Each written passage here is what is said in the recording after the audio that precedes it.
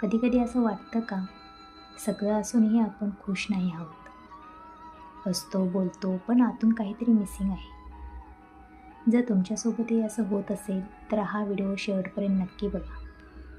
नमस्कार मित्रांनो, आपल्या शोभा इन्स्पायर थॉट्स या चॅनलवर तुमचे स्वागत आहे. येथे आपण लाईफमधल्या खऱ्या गोष्टी, मोटिवेशन आणि रिॲलिटीबद्दल बोलतो. आणि आज आपण बोलणार आहोत, आपण खुश का नाही वाटत आणि त्यातून बाहेर कसं पडायचं. चला तर मग सुरू करूया. आपण खुश नसतो तेव्हा आपल्याला वाटतं काहीतरी बरोबर नाही आहे. पण खरं काय असतं माहीत आहे? आपण स्वतःला विसरतो. आपण दुसऱ्यांशी कंपॅरिझन करतो. सोशल मीडियावर सगळ्यांचं परफेक्ट लाईफ बघतो आणि स्वतःचं आयुष्य कमी वाटायला लागतं. आणि तेव्हाच आपला आनंद हळूहळू कमी व्हायला लागतो. पण एक गोष्ट लक्षात ठेवा, आनंद बाहेर नाही मिळत, तो आपल्या आत तयार करावा लागतो.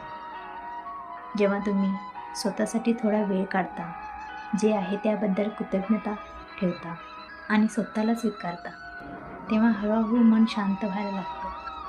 आणि आनंदी राहणं हे अचानक होत नाही, तो रोजची सवय बनवावी लागते.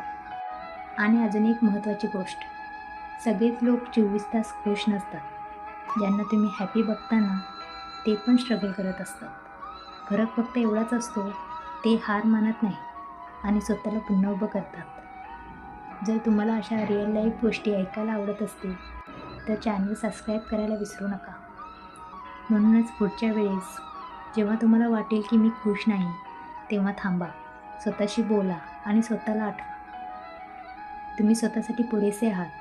तुमचं आयुष्य हे खास आहे, कारण आनंद शोधायचा नसतो, तो स्वतःच्या मनात तयार करायचा असतो. आता मला सांगा, तुम्हालाही कधी असं वाटतं का, तुम्ही खुश नाही आहात आणि त्यावेळी तुम्ही काय करता? कमेंटमध्ये नक्की सांगा.